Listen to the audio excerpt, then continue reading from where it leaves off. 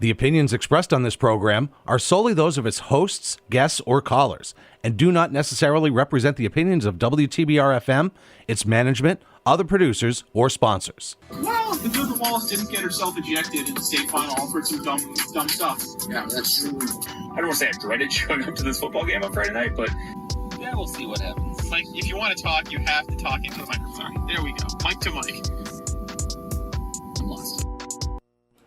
Welcome, ladies and gentlemen, to Pittsfield Community Radio, 89.7 WTBR-FM Pittsfield, 88.1 WSBR Lee. Bird's Eye View here. Jesse, Mike is on vacation. He's not here. If you missed last week, it looks as though we are back with power. There was power cut to the building last week, so we were kind of worried throughout if we were going to stay on the air. We were on a generator. We made it, and got Howard Herman here as our special guest, filling in.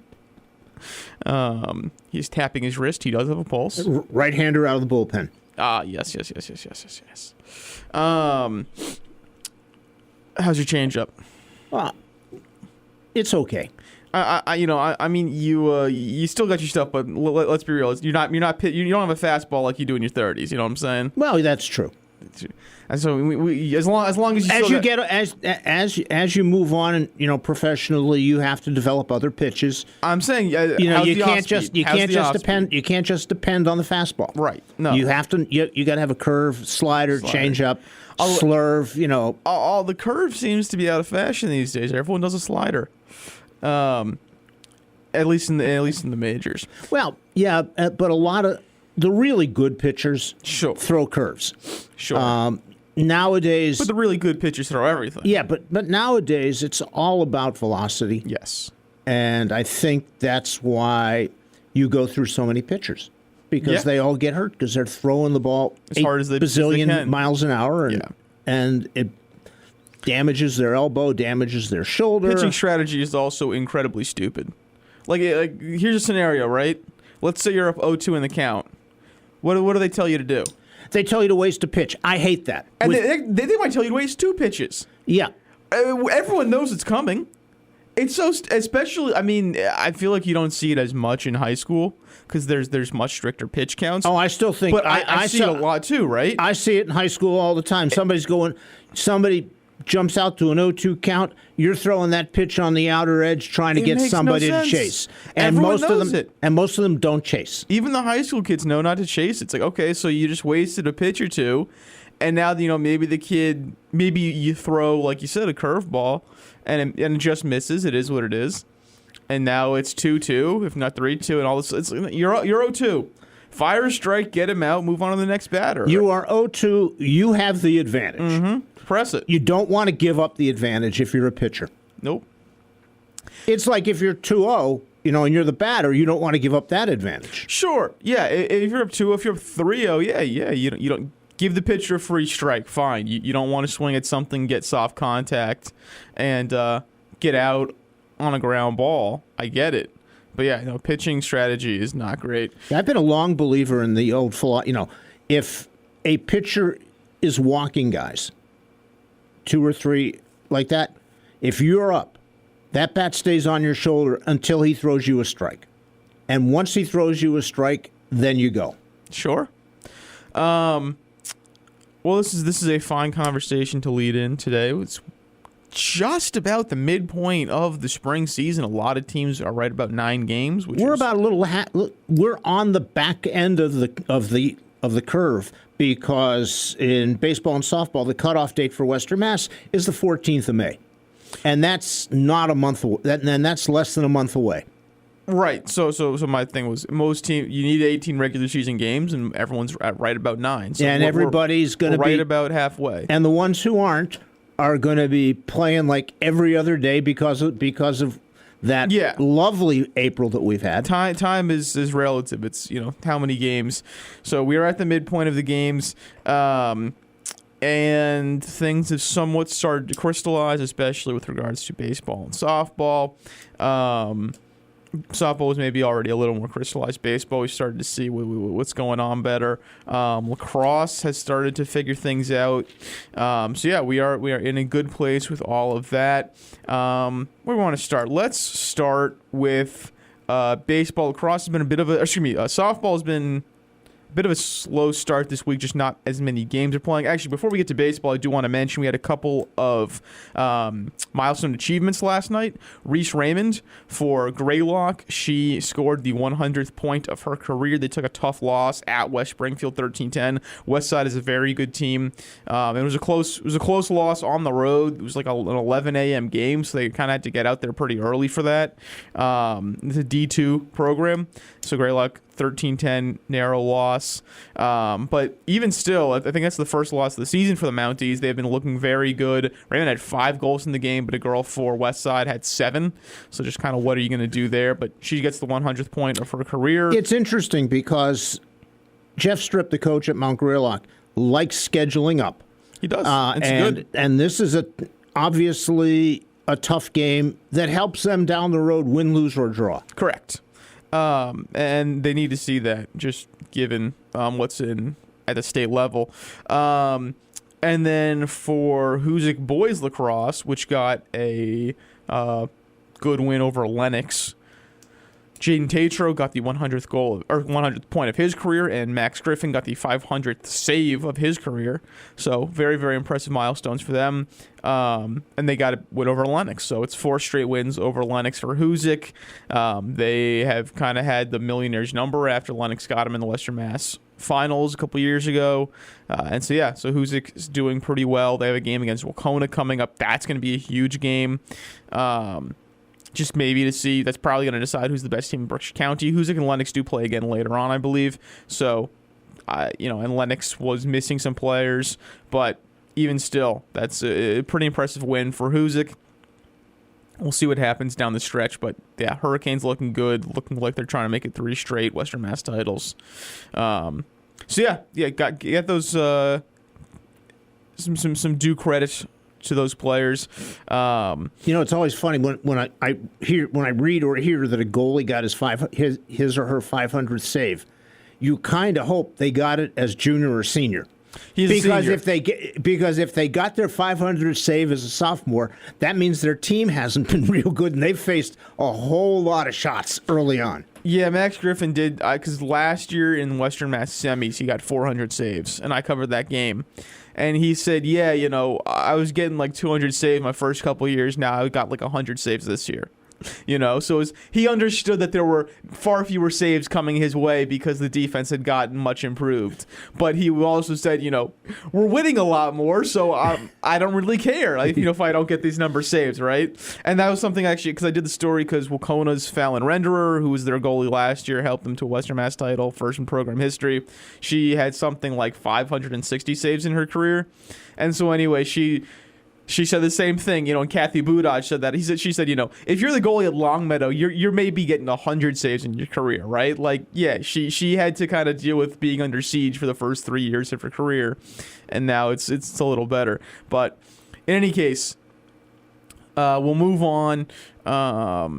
I think we should go with. Let's talk about Drury and Lennox baseball. Because I had brought up questions about Drury, and they seem to have found their stride. Carson Rylander had a phenomenal game yesterday against Hampshire. Gave up like 1 hit, had 9 strikeouts. And Lennox, who new coach, and it seemed like they could be decent, but still relatively young. Lennox just kind of looks good. Lennox is good. They aren't as deep as some of the other teams are. That of course, is a non-league game. When you talk about Drury, you look forward to tomorrow. The game of the year in the Suburban West is Wacona hosting Drury. Because Wacona right now is 5-0, and Drury's 4-1 in the league. And Wacona won the first game. So if Drury has hopes of winning Suburban West, they need to win that game, because otherwise that puts them 2 games behind. Sorry, Drury beat Hampshire 3-1 yesterday. Carson Rylander, 7 innings, so complete game. We're talking about pitch counts, 95 pitches, 68 for strikes, so efficiency. 2 hits, 0 earned runs, 1 walk, 12 strikeouts. That's putting the ball in play. And it was a little bit. It was not warm yesterday, No. but it was warmer. And I was having a conversation yesterday. I had covered the Pittsfield-Westfield baseball game, and I was talking to Pittsfield coach Drew Pierce about that. I said, do you feel like, and he kind of agreed that, that as the weather warms up, all the pitchers from top to bottom are going to get into more of a groove, because when it's 30 degrees, You can't feel your fingers. You can't feel the ball. it's really hard to, I mean, it's easy to throw fastballs. Yes. It's kind of hard to throw some off-speed stuff if you need touch. And, and hopefully, that as April turns into May, we will have April into May weather instead of having this February into March weather that we're still having. Yeah, Drury 5-game win streak, 9-4 over Ware, 17-1 over Greylock, 11-5 over Southwick, 9-6 over Lennox, 3-1 over Hampshire. So racking up some wins, which is nice to see. They've got to, but they've got to get more wins in their league play. Sure, in league play. They're 4-1 in league play, and they get that big one on Friday. With Rylander having gone yesterday, he won't pitch against Wacona. No, but I imagine you have Connor Henkel. Hinkle hasn't pitched yet.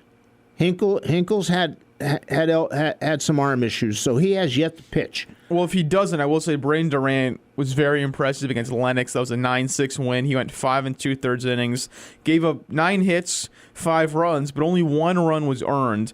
Only 1 walk, so once again, staying in the zone, and he had 8 strikeouts, and then J.J. Prengruber came in relief. And so they got young arms coming up. That's the one thing that both Drury and Pittsfield have in common. Bunch of arms. Is they have multiple arms. They don't just have 1 or 2 guys. Wacona's going to throw Sam McLaughlin on Friday, and he's doesn't throw particularly hard, so the defense behind him is going to have to make plays. I'm surprised they're not throwing Rebuse. Rebuse also hasn't pitched yet this year. Ah, okay.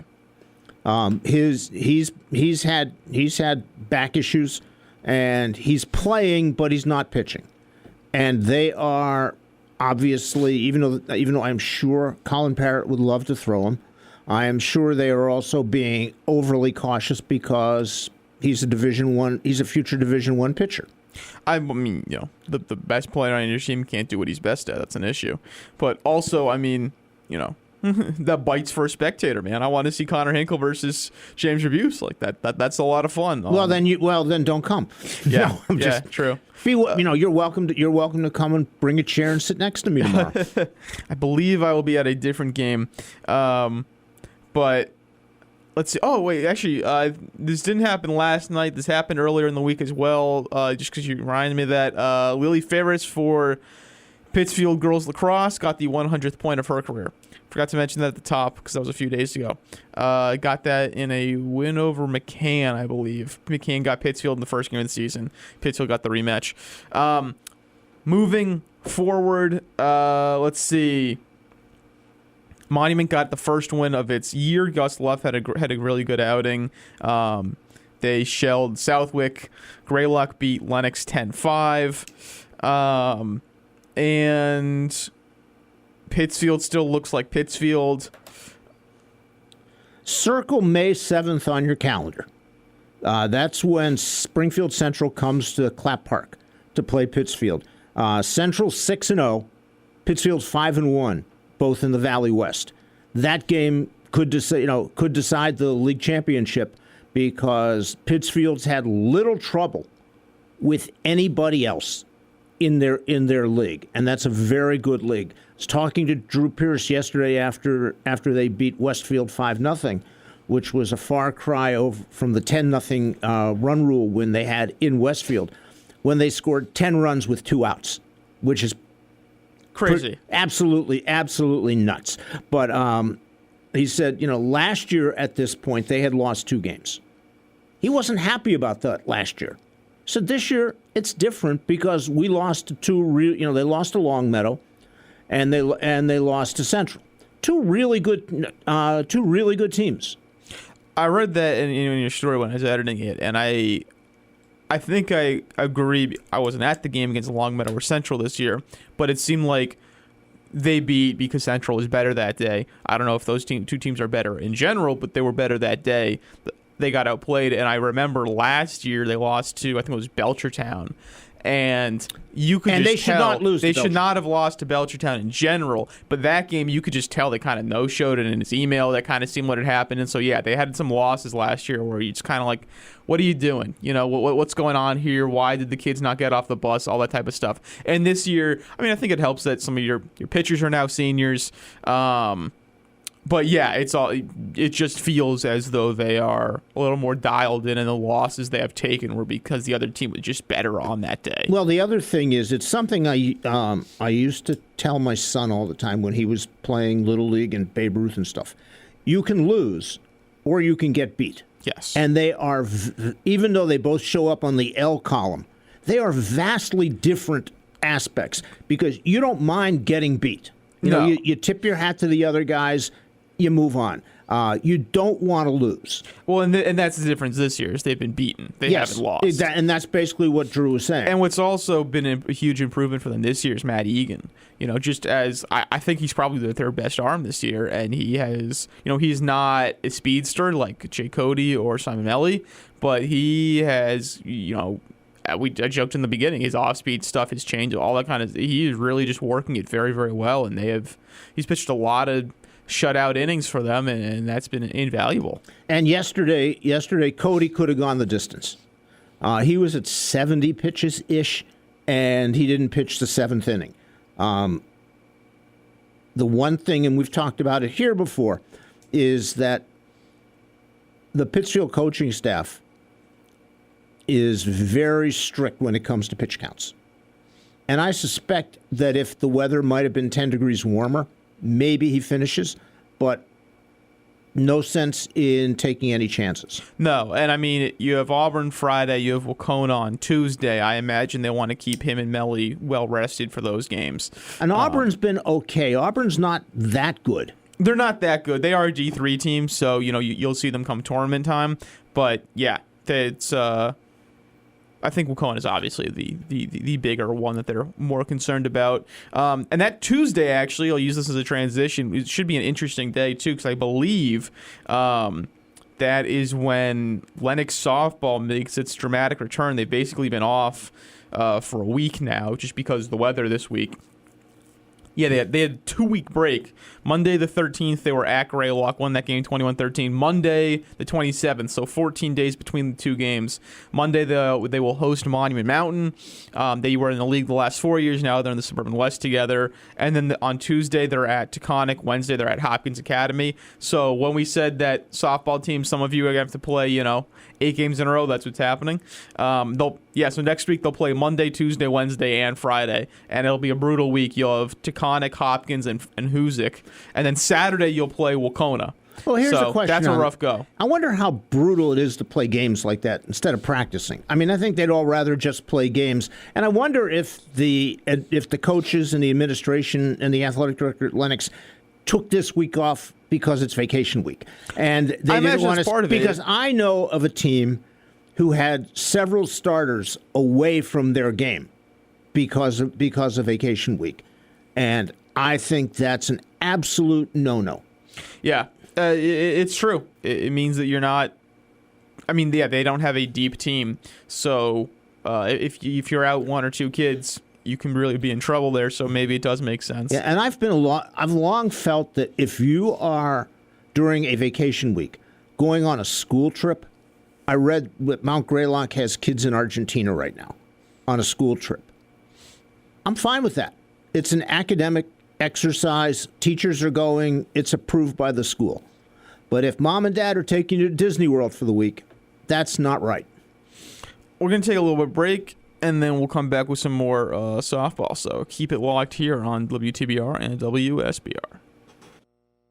PCTV Select is a great way to watch local content without having a cable subscription. You can keep up with the latest of what's going on in your community from anywhere in the world, and it's available for free right now. Watch live events in full HD on your TV, on your computer, or on the go with your mobile device. Or watch our large library of on-demand video programs anytime that's convenient for you. No more waiting until it's on TV. Did we mention it's free? PCTV Select is everywhere you need to be. Wonder what happened to those great local PCTV channels? Did you lose them? No worries, they're still there. Go to cable channels 1301, 1302, and 1303 to watch the best local content on television. News and information, sports and entertainment, city council, school committee, July 4th parade. It's all there waiting for you. Pittsfield Community Television. For over 30 years, we are still your local television. Welcome back, ladies and gentlemen. WTBR, WSBR, Bird's Eye View here. Jesse, special guest Howard Herman. Mike is off this week. Before the break, I was talking about Lennox softball because they had a couple losses in a row, beat Greylock, and now they have a busy week next week. A lot of that going around. Their game against Taconic will be very interesting. They played when it was 35 degrees out, and Taconic was up 11-4, and their pitcher just could not hold on to the ball and coughed up the lead and lost. So the rematch is at Taconic. That will be an interesting one to see what happens. Lennox at Hoosick. Hoosick at Lennox was a very close game. Hoosick won 6-2. So the rematch will be very interesting to watch. Hoosick still unbeaten on the season. They've been just going through teams, looking very, very confident doing it. They have just kind of been hitting milestones left, right, and center. Gracelyn Wright got her, I believe it was 400th strikeout. The pitcher, she had a perfect game in 5 innings this year. Hannah Lord got 100 hits. Genevieve LeJess got 100 hits. Like, everyone's just kind of showing up, showing out. They beat Taconic 24-12 on Tuesday. They will host Drury today. That used to be a league rivalry, now non-league rivalry. You expect Hoosick to win this pretty confidently because Drury's rebuilding this year. They're just they're rolling. They're a wagon. McCann, also a bit of a wagon, 8-0. They had a really dominant win over Taconic last Friday, 10-4. And they look like a team that can make some noise in Western Mass in Class C because Class C is open. Franklin Tech is rebuilding. Greenfield is rebuilding. So Lennox, McCann, they all might be able to give it their best shot just because it's open for business. And they have some good pitching. They trade off a lot intentionally, and it works for them. They have some really, really good hitters, 1 through 9. They have been known to make errors, but when they limit the errors, they just play really, really well. What was her name? Riley Rathman had some good catches at third. Aiden Champney was great at shortstop. So Maggie Worley was phenomenal in left field against Taconic. So my question with McCann is just they don't play a great schedule, but if they can show up against some of the better competition they see in the regular season, they absolutely can make some postseason noise, which would be pretty cool. Pittsfield also seems to be moving in the right direction. They beat Monument and Drury to kind of get back. So they're now 3-6 on the season. They host Wacona today and then East Longmeadow Friday. So those are 2 huge games. Wacona got Pittsfield last year.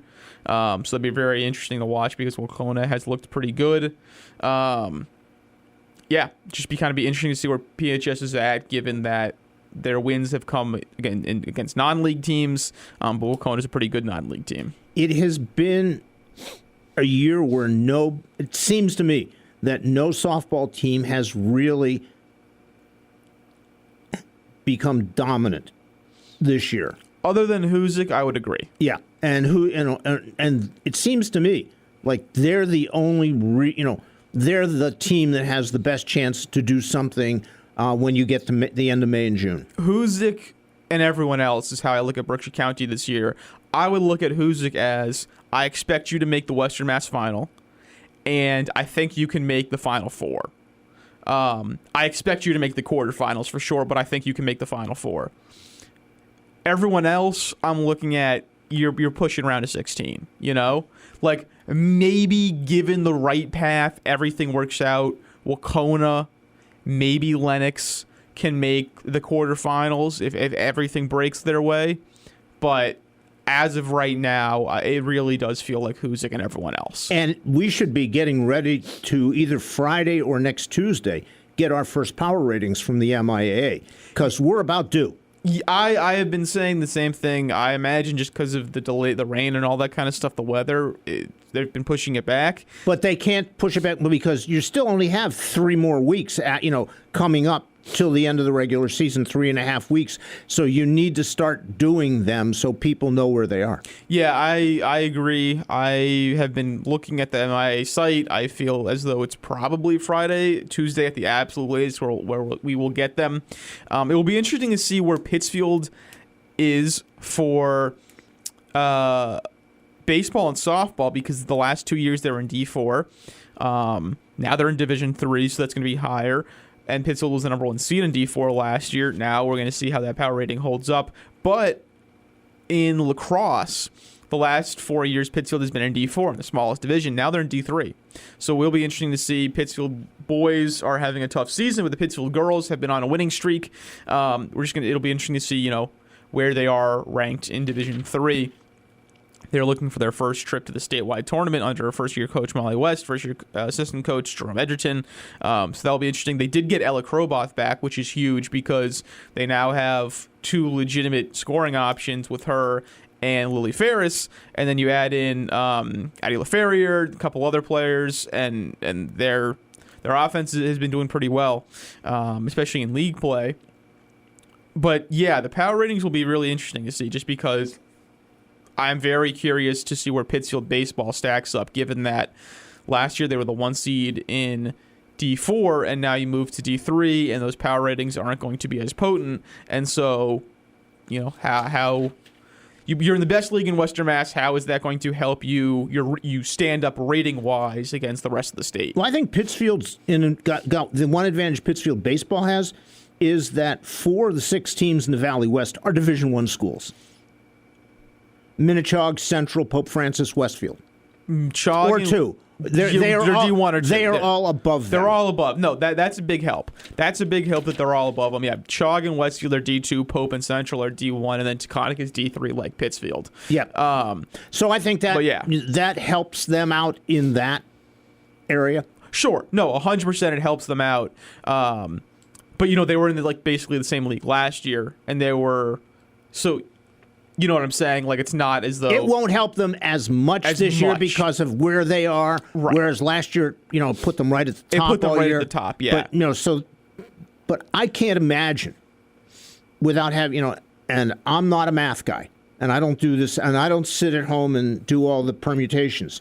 I can't imagine that they won't be top 8. I would fully expect them to be top 8, especially, let's say it comes out tomorrow... which gives you, if you stay top 8, that gives you home field until the Final Four. Nope, top 8 is top 4 is Final Four. Yeah, top 8 is quarterfinal. But that's good enough. Yeah. Yeah, I would expect if they come out tomorrow, Pittsfield would be top 5. I would think, just because they got a lot of wins by 5 runs or more. And they only have 2 losses to very good teams, so that shouldn't really hurt them all that much. But yeah, sorry, go for it. No, I wanted to change subjects. I wanted to give a shout out to former Wacona pitcher Avery Vale Cruz. Yes. Who is softball for University of Rhode Island. She is 8-8 with a 3.72 ERA. She has 9 complete games in 15 starts, 96 innings. What makes her numbers pretty crazy is that without her, they are 8-16. She has won half of their 16 games. They're 16-24 and 5-13 in the Atlantic 10. That's pretty nuts. That's pretty good. Yeah, she was a stud for Wacona, helped them to a Western Mass final in the first year of the new format.